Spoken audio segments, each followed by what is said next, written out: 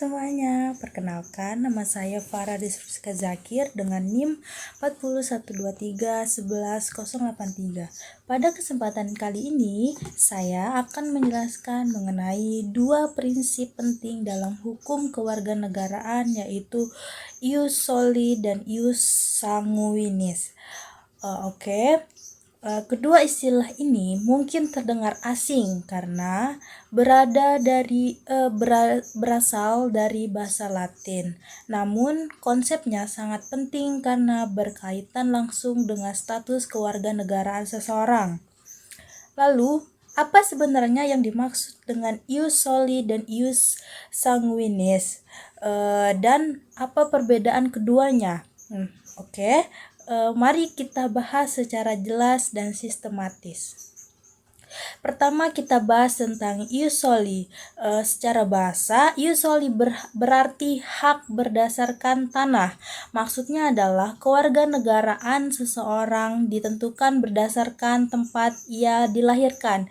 Jika seseorang lahir di suatu negara yang menganut sistem ius soli, maka secara otomatis ia memperoleh kewarganegaraan negara tersebut tanpa melihat kewarganegaraan orang tuanya.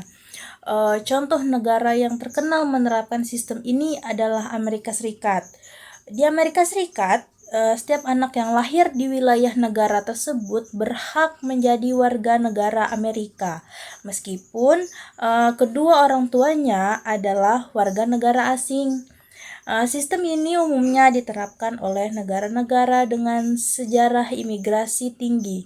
Tujuannya adalah memberikan kesempatan yang sama kepada semua orang yang lahir di wilayah negara tersebut untuk menjadi bagian dari bangsa itu.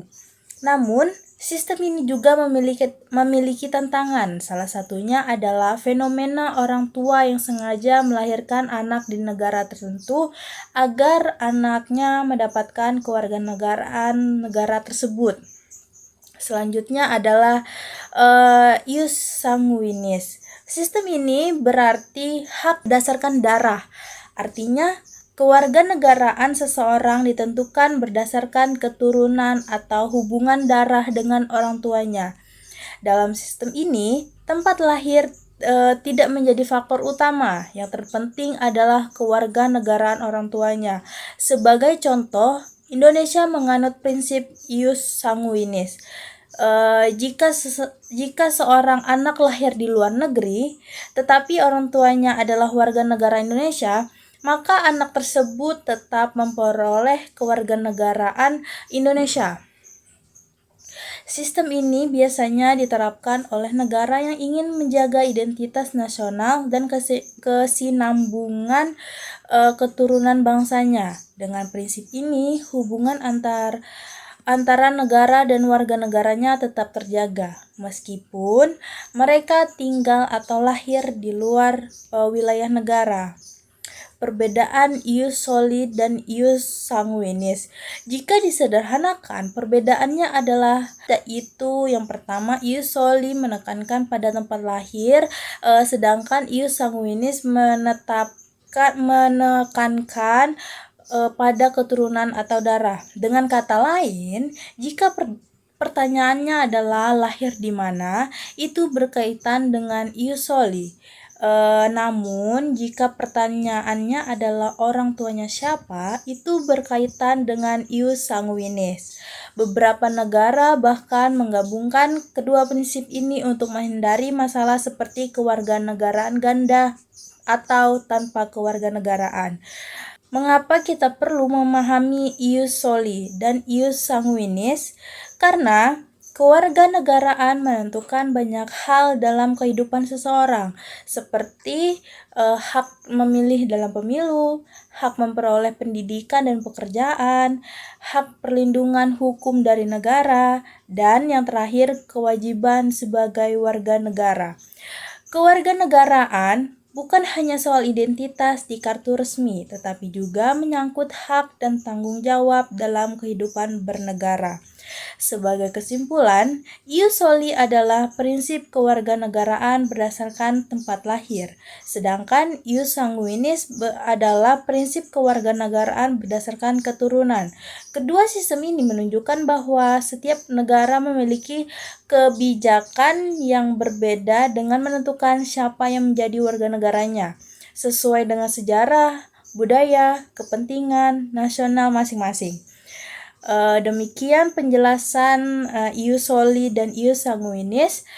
Semoga penjelasan ini dapat membantu pemahaman konsep kewarganegaraan dengan lebih jelas dan sistematis. Terima kasih.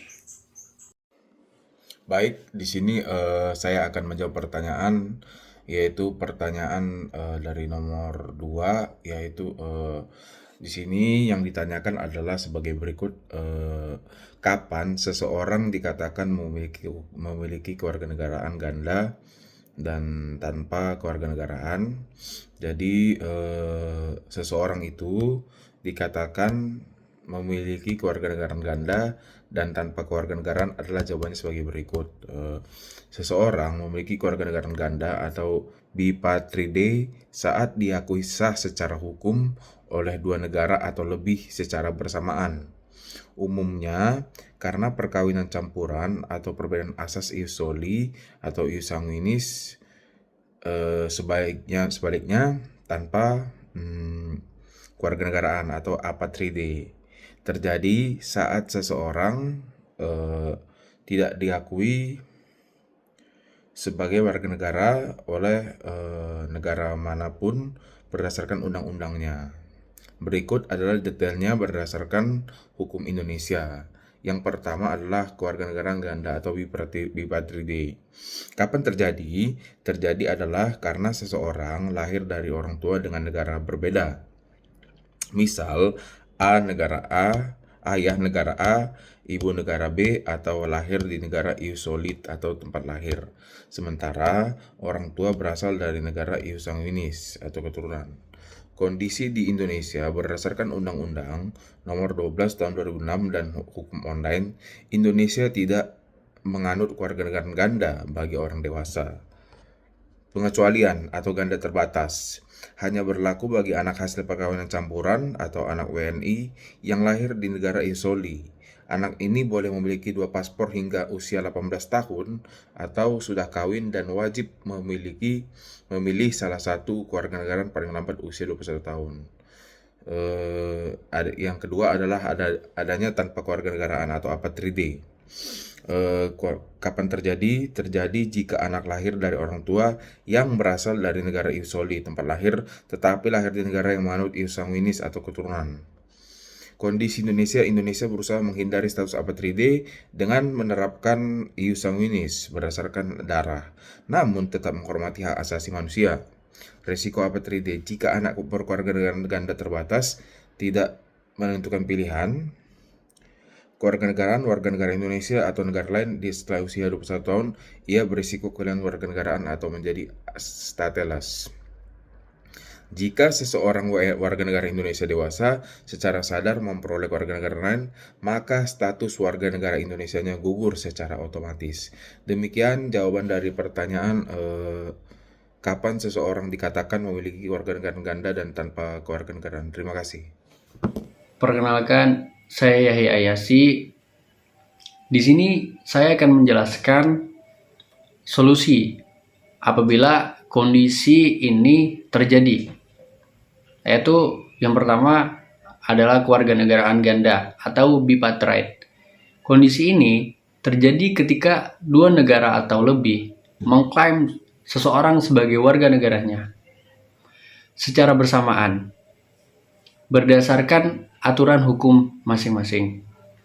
Nah, solusi untuk bipatride ialah yang pertama adalah asas kewarganegaraan tunggal, yaitu seseorang diminta untuk memilih salah satu kewarganegaraan saat mencapai usia dewasa.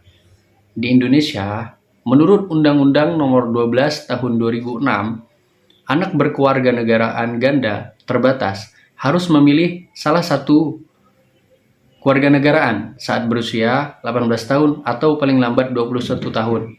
Nah, kemudian yang kedua ialah pelepasan kewarganegaraan, yaitu seseorang secara formal menyatakan melepaskan satu kewarganegaraan untuk mempertahankan yang lain.